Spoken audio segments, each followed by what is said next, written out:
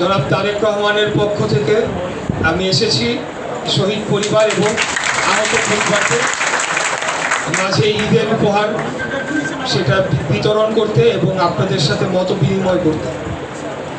প্রথমে আমি বলতে চাই যে আমি আপনাদের দোয়ায় সংসদ সদস্য নির্বাচিত হয়েছি এবং মুক্তিযুদ্ধ মন্ত্রণালয়ের প্রতিমন্ত্রী হিসেবে দায়িত্ব পালন করছি।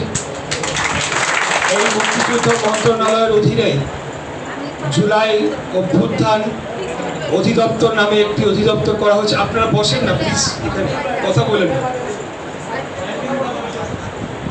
জুলাই গণ অভ্যুত্থান অধিদপ্তর রয়েছে, যে অধিদপ্তরের অধীনে পদ্মা সেতু, মেট্রো রেল এবং এলিভেটেড এক্সপ্রেসওয়ে নির্মাণের গর্বিত অংশীদার বসুন্ধরা সিমেন্ট।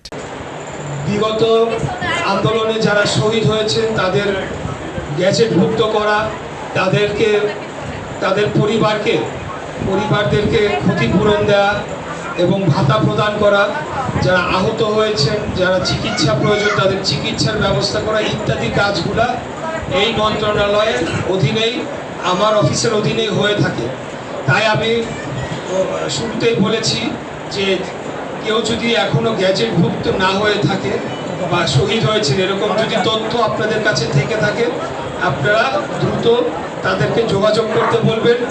স্থানীয় ডিসি মাধ্যমে যোগাযোগ করলেও হবে, অথবা আপনাদের সংগঠনের মাধ্যমে যদি আমাদের মন্ত্রণালয়ের কাছে এই তথ্য আসে, আমরা তখন সেই ডিসির কাছে রেফার করে দেব এবং তাদেরকে যাচাই বাছাই প্রক্রিয়ার মাধ্যমে গ্যাজেটভুক্ত করার উদ্যোগ আমরা গ্রহণ করবো ইনশাআল্লাহ।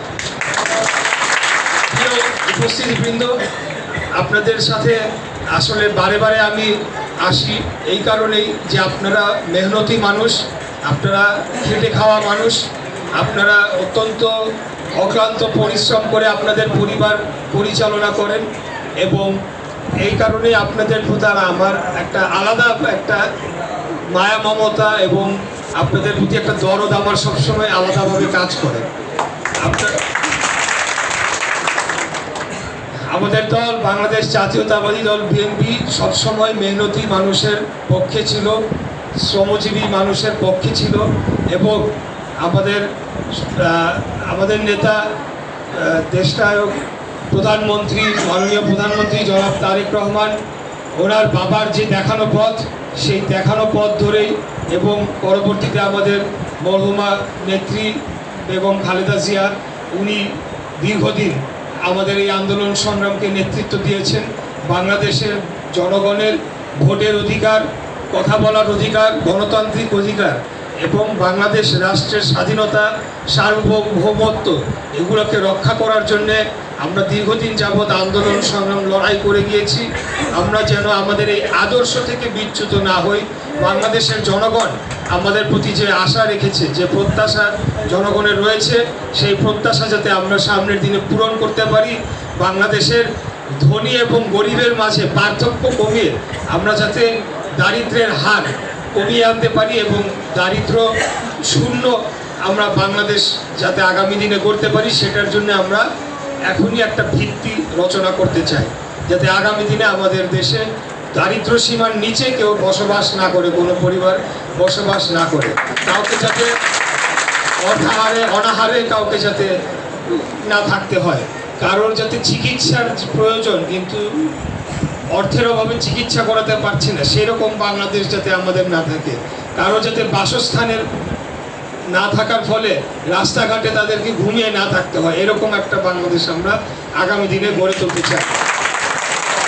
আমরা চাই যে বাংলাদেশের 95% অর্থ সম্পদ যে গুটি কয়েক ব্যক্তির কাছে বন্দী হয়ে গিয়েছে, 5% মানুষের কাছে, সেটার থেকে আমরা বাংলাদেশকে মুক্ত করে যাতে সম্পদের একটা সুষ্ঠু একটা বন্টন হয় এবং আমরা ধনী গরিবের মাঝে যাতে পার্থক্যটা কমে আসে, সেই বাংলাদেশ আমরা গড়ার জন্যেই দীর্ঘদিন যাবৎ আন্দোলন সংগ্রাম লড়াই করেছি। আমাদের এই আন্দোলন সংগ্রাম এবং আমাদের রাজনৈতিক সংগ্রাম সেটা চলমান থাকবে ইনশাআল্লাহ। আপনারা জানেন যে বিগত দিনে বাংলাদেশের স্বাধীনতা, সার্বভৌমত্বকে হত্যা করে বাংলাদেশের গণতন্ত্রকে হত্যা করা হয়েছিল, বাংলাদেশকে একটা ভিনদেশি রাষ্ট্রের কাছে বিক্রি করে দেওয়া হয়েছিল। যেভাবে 1971 সালে আপনারা দেখেছেন একটি রাজনৈতিক দল অন্য একটি দেশের পক্ষ হয়ে বাংলাদেশের সাধারণ মানুষের বুকে গুলি চালিয়েছে, আমাদের মা বোনদেরকে ধর্ষণ করেছে এবং বাংলাদেশের সাধারণ মানুষকে হত্যা করে এই পাকিস্তানি হানাদার বাহিনীর সাথে হাত মিলিয়েছিল। একইভাবে বিগত 17 বছর আমরা দেখেছি আরেকটি রাজনৈতিক দল তারা বাংলাদেশকে পার্শ্ববর্তী আমাদের প্রতিবেশী রাষ্ট্রের কাছে বিক্রি করে দিয়েছিল। বাংলাদেশ যে একটা স্বাধীন রাষ্ট্র ছিল সেই রাষ্ট্র আমরা দেখি নাই, আমরা একটা দাস রাষ্ট্রে পরিণত হয়ে গিয়েছিলাম। তো যাই হোক, বিগত 17 বছরের আন্দোলন সংগ্রামের পর আজকে এখানে শহীদ পরিবাররা উপস্থিত আছেন, আহতরা উপস্থিত আছেন। আপনাদের পরিবার যারা শহীদ হয়েছেন তাদের রক্তের উপরে দাঁড়িয়ে বাংলাদেশ আজকে গণতন্ত্র প্রতিষ্ঠা পেয়েছে, আমরা মন্ত্রী এমপি হতে পেরেছি। সেটার জন্য আমি আপনাদেরকে শুধু কৃতজ্ঞতা জানাইলে হবে না, আমি দোয়া করি যাতে যারা শহীদ হয়েছেন, যে কারণে তারা আন্দোলন সংগ্রামে রাজপথে নেমে এসেছিলেন, যে কারণে তারা শহীদ হয়েছেন, সেটা যাতে আমরা প্রতিদানটা দিতে পারি, বাংলাদেশকে একটা গণতান্ত্রিক স্বাধীন সার্বভৌম এবং দারিদ্র্য মুক্ত বাংলাদেশ হিসেবে আমরা গড়ে তুলতে পারি, সেটা মহান আল্লাহ তাআলার কাছে দোয়া করি।